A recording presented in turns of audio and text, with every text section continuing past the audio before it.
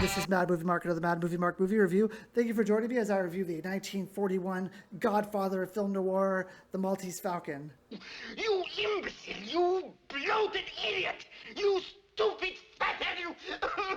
Whoa, there's no reason to name call here. We're just watching all the movies that have 100% fresh rating on Rotten Tomatoes. I'll give them all a score of 1 to 10. After I watch them and score them all, I will rank them from worst to best. I started in the 1920s silent movie era, and now I'm at 1941 with The Maltese Falcon. So this movie stars Humphrey Bogart as Samuel Spade, Mary Astor as Brigid O'Shaughnessy, Peter Lorre as Joel Cairo, who I've already reviewed his movie M, which he did in 1931, which was 10 years before this.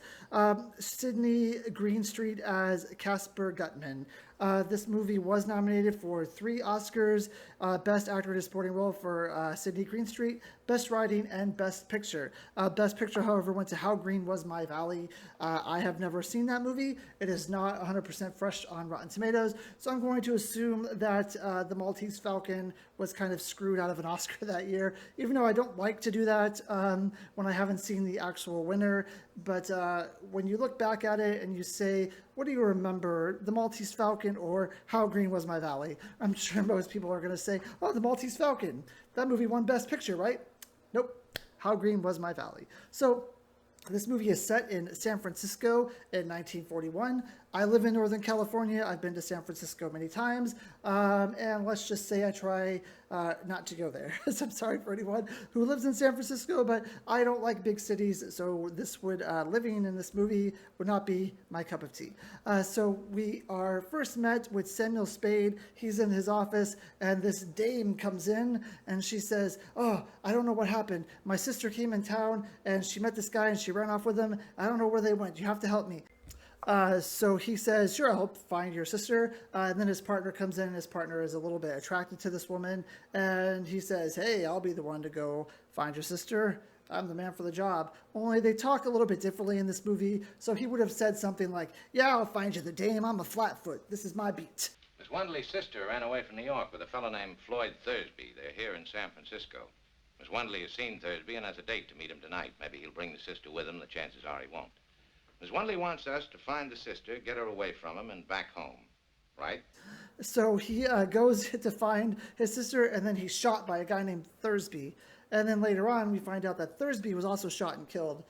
So the next day, Samuel Spade gets a phone call, and he says, hey, you got to come down to the precinct. Your partner's been killed. So he goes down there, and he says, what's the skinny, or something like that, you know, the way they talk. And the cops basically say, you know, your partner's been shot, and we think you had the perfect window to do it. So I shot Miles.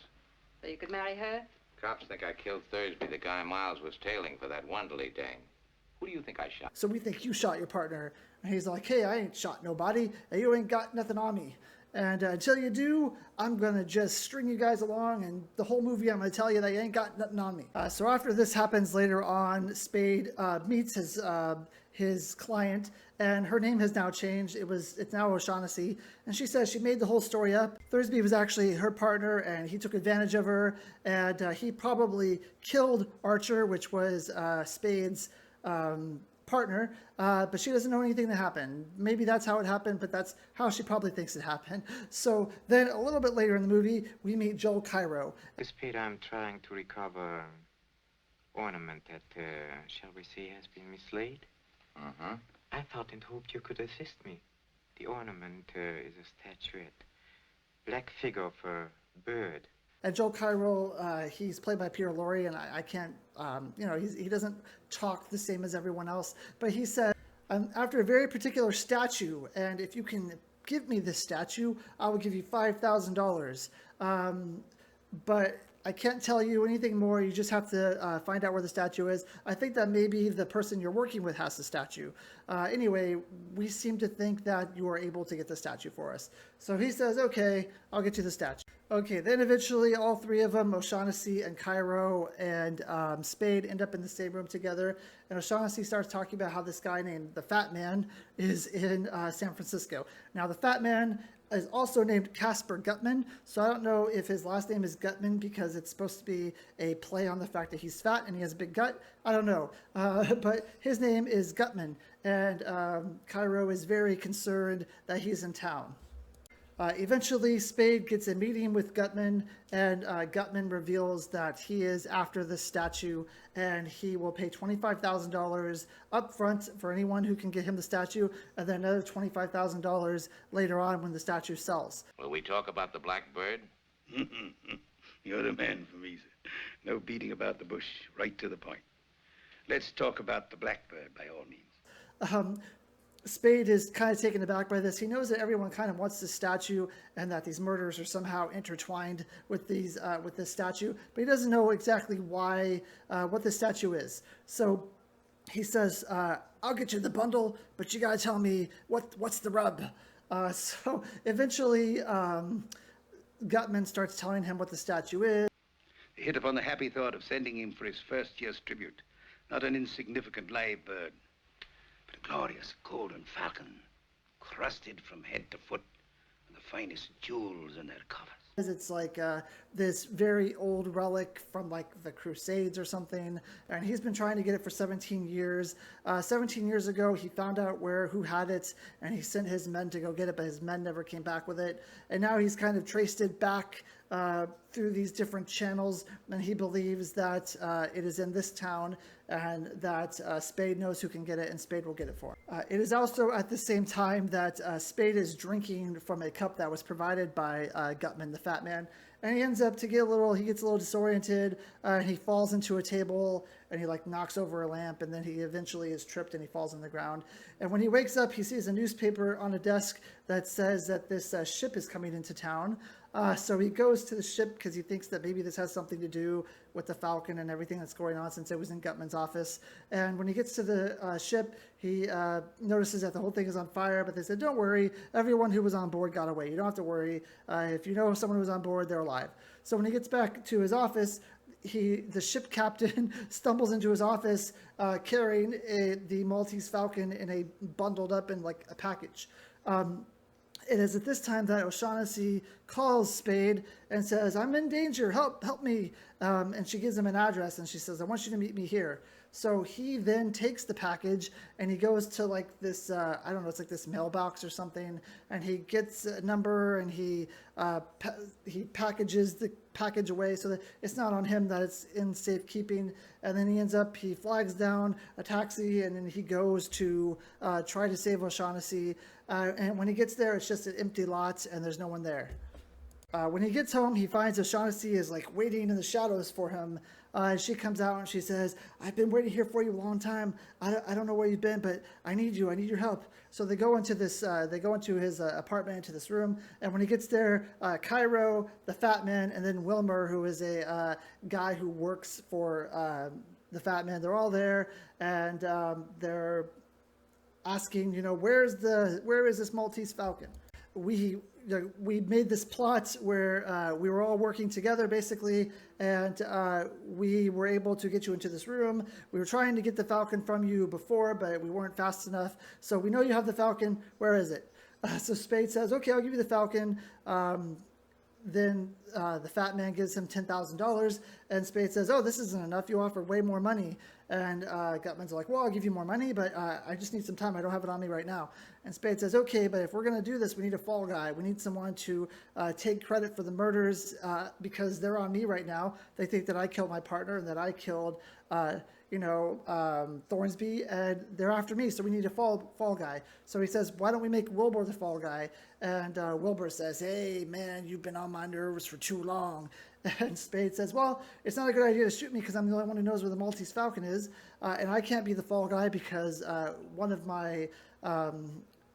the stipulations of this, that I give it to you, is that there's a fall guy. I can show Brian, our district attorney, that if he goes around trying to collect everybody, he's going to have a tangled case. But if he sticks to Wilmer here, he can get a conviction standing on his head. So eventually they agree that Wilmer, except for Wilmer, of course, they all agree that he's going to be the fall guy.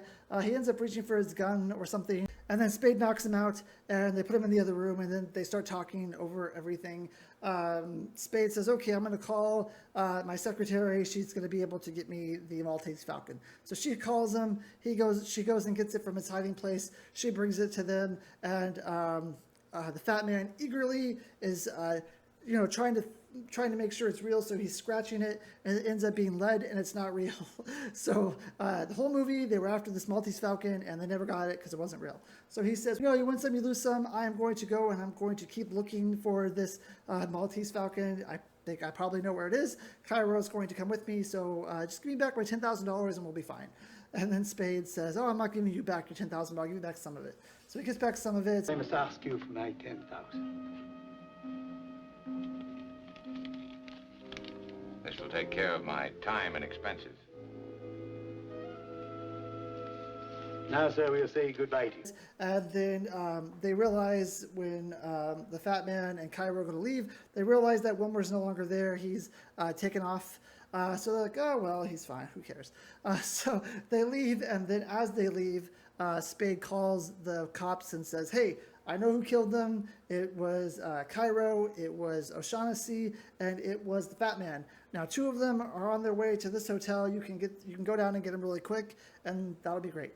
But O'Shaughnessy is still in the room with him, and she says, well, don't you love me? Like, I know that your intentions aren't always good. I know that you love me, and you can lie to the cops when they get here and tell them I didn't do it. And he says, hey, look, I have these methods that I use, but that doesn't mean that I'm not a good person. I have to use these methods in order to get the results that I want. And, you killed people, so there's no way I'm going to give you up. I don't know if I loved you or not. Maybe I did. But you have to go to jail, and that's just how it is. So at the end of the movie, she's begging him. He gives her up anyway. The cops come. He gives her up. And he says, yep, she did it. And that's basically the end of the movie. So what do I think about the Maltese Falcon? So this is my second time around with the Maltese Falcon. The first time I will admit, I didn't really enjoy it. I like film noir, but not all film noir. This one, I appreciate a lot of what's going on. The acting is phenomenal. I mean, this is top-notch acting that you could ask for in a film noir or any movie. Humphrey Bogart is amazing. He's pretty good in every movie he's in. I haven't always been a Humphrey Bogart fan. There are a few movies that he has that I just don't like. Maybe I need to rewatch them again. I watched them when I was younger. I had the same problem with The Lady Eve, where I watched it when I was young, and then, 10, 15 years ago. And then when I rewatched it, I loved it much more than I did before. But the acting is great. I mean, Mary Astor is great. Peter Lorre. I've only seen 2 Peter Lorre movies, this and M, and I'm pretty convinced that he's just a fantastic actor. He's much different role in this movie than he was in the other movie. The other movie, at M, he played a guy who was a bit of a psychopath. In this movie, he plays more of a lapdog, but he's able to get the things that he wants as well.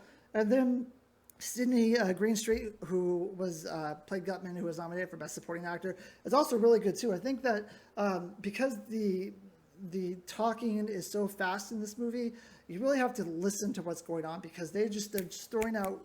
They're just talking really quickly the whole movie, and they're throwing out words like dame and bundle, and they're words you might not hear a lot, so maybe it takes your brain a little bit longer to process some of these things that are happening. But the action, what the actors are doing is very fast paced. Their talking is very fast paced. I think in all that fast pacedness, you might lose the fact that their acting is really, really good. There's not a lot of props that are needed. There's not a lot of scenery that's needed. There's obviously no special effects except for lighting. This movie is carried on the backs of the actors, and I think that they do a very good job of what they're doing. And the fact that they can even keep this movie straight as they're doing it is beyond me. I mean, I have a hard time with this movie. In fact, when I was trying to do the review, I had to make a lot of notes, and I had to really process what I've seen, because this movie moves really fast for me. There's a lot of things that happen. There's a lot of double crosses in this movie, and there's a lot of people who don't seem like who they actually are, and it's just it's really hard to keep track of everything. At least for me, it was. But that's a testament to how good the acting is. That's a testament to the writing. The fact that they can do all these double crosses and all these switches and everything, and still it's coherent. Even though I don't it takes me a while to really soak it in and really understand what's going on. It's still, at the end, it's a coherent story. It's a very good story, and I love the use of the the Falcon as kind of a MacGuffin where it really is just there to bring the story along, to move the story along, but it really serves no other no other need in this movie. There's really no other reason for the Maltese Falcon except for it's like what moves the story, what drags the story along. And then in the beginning when there's a murder and out of nowhere Peter Lorre's there and he's like, I want the Falcon. You're like, well, what's going on here? I thought like this was a movie about a murder, and now they've switched it to a Falcon. So you really have to keep all these ideas in your head, and later on you have to be able to know how to connect them.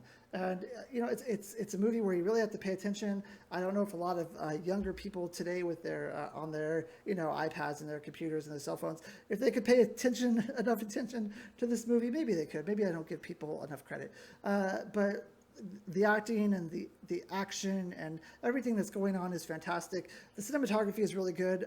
There are a lot of times in this movie where you can tell like the camera is over the shoulder of Humphrey Bogart.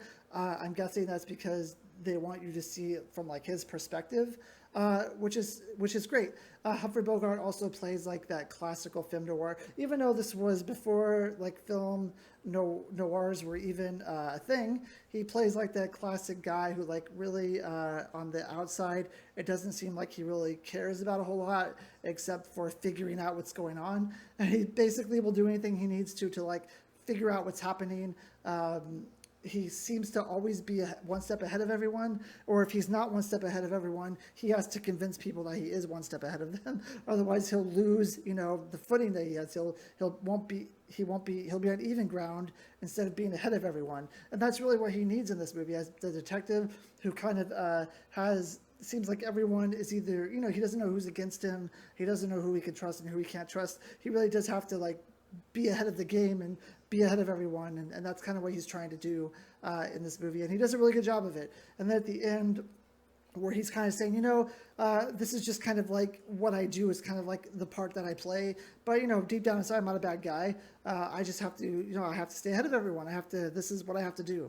I thought that was really good, how he kind of at the end explains everything, and he does a really good job. I'm really surprised that I don't even think he was nominated for Best Actor for this movie, and I'm really surprised about that because he does a fantastic job, especially with Greenstreet being nominated for Best Supporting Actor. I thought they were equal. I thought they did a very good job, and Peter Lorre in the background too. I thought he was phenomenal. It's just the right group of characters and the right stars to play those characters. It's really the perfect casting, I would say, for this movie. I don't know anyone else that I could cast to make this good. I mean, if you put it in like a James Stewart or something instead of Humphrey Bogart, I don't know if it would work. Maybe it would work, but he doesn't have that kind of demeanor that you would need for this. He's too much of like an all shucks type of guy, and he doesn't have like that gruffness to him. So they really picked the right cast here. They really did a good job with that, and it's just a really good film, I would say. Now, the only knock that I have against this film that's different than other films that I've reviewed, it's to me, it doesn't have a whole lot of rewatchability. I think after I've watched it now and reviewed it, I might not watch it again unless I'm trying to convince a friend or someone to watch it, or I'm at like someone's house and, hey, what's like a good old movie? I might, maybe The Maltese Falcon. But it doesn't have a whole lot of rewatchability. It's almost like a one and done type movie for me. Maybe I'm all alone here, but it's not like gonna be up there with like my favorite movies of all time. It's a great movie. It's made really well, but I think like after I watched it, I felt like I was just so tired. Like I felt like I just had to keep up with like a marathon or something. It's not that long, but it's just all the piecing together of things and remembering things and like trying to follow their talk and their speak and everything. I mean, it's not like on a level of Brick. They're not talking fast like the movie Brick, but they are, it is a very fast-paced movie. And I just don't know if I would ever want to like watch it again. I've seen it once. I've seen it twice. I reviewed it once. I think that's enough. And there's a lot of movies that I've watched that I feel are great that I can rewatch all the time. I would watch The Kid over and over again if I could. There's just movies that are great, but they also have the rewatchability. So that's my only knock on this movie, is that it's not meant to be a fun movie, but it's just, I don't know. For me, it's just not something that I would want to watch over and over and over and over again. That being said, I still recognize the movie for like being the epitome of the film noirs. I still recognize the movie for its great acting, for its great cinematography, for its use of shadows, for its direction. It was nominated for best writing, so for its writing. And I will give it a 9 out of 10, and I think that's a very fantastic score. It's not. I personally don't think it's as good as M. I think M was Peter Lorre's best movie that I've seen so far, but it is a great movie. So I would say 9 out of 10 to me is a pretty fair ranking. So thank you. Please join me next time. I think this coming Sunday will be my next review, and I will be reviewing the Sullivan's Travels. Thank you. I hope you have a great day.